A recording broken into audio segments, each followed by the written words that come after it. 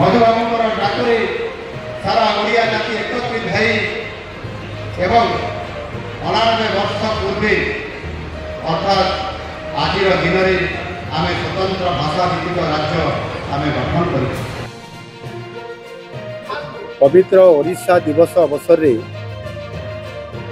ओडिशा तथा विश्वर विभिन्न कोण अनुकोण रहुतबा समस्त ओडिया भाई भणी मानकु शुभेच्छा और अभिनंदन जनाऊँ। जो स्वतंत्र ओडिशा प्रदेश गठन रे जो मानकर स्वतंत्र अवदान रही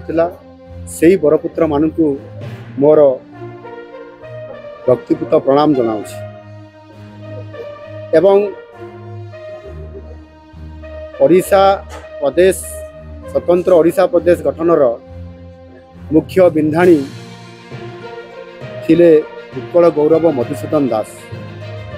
आउ सेथिपाई नुआ सरकार आसिला परे आम सरकार प्रथम थर करी राजधानी बाहरी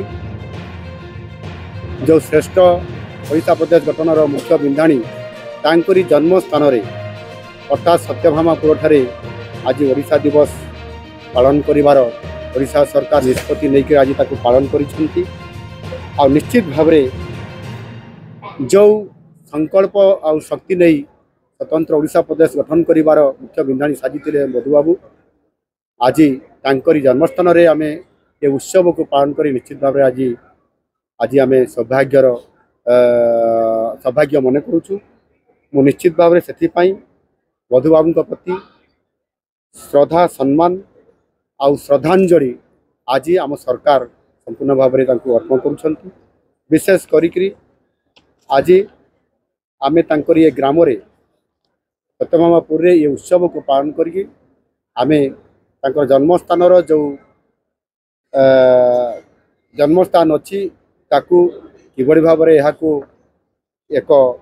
यार सौंदर्यता वृद्धि करने एवं से तांकर जो जो जोठी से कोठी पाठ पढ़ुले कोठी तांकर जन्म होता एंतुड़ीशाल एवं कोठी से पोखरी निर्माण करते कोठी पाठ पढ़ुले एवं जो जो काम करुले विभिन्न जो स्थान अच्छी संपूर्ण भाव में एक तांकर जन्मभूमि परिक्रमा आम करी तार पुनर्जीवित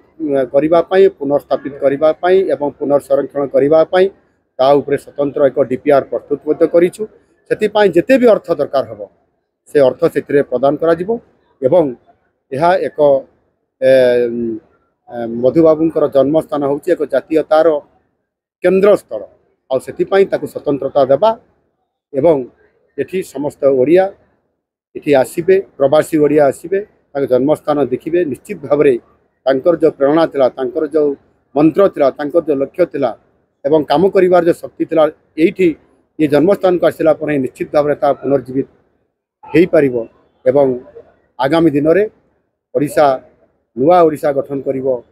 समृद्ध ओडिशा गठन करिवो विकसित ओडिशा गठन करिवो से प्रेरणा उत्साह लेकिन जीव से प्रकार आज ये कार्यक्रम रे आमे तार मूलदुआ पकेलु। सेतेबेले पदटीए भी कथा कहवाक कांग्रेस नेता मानकर सेतेबेले जू नथला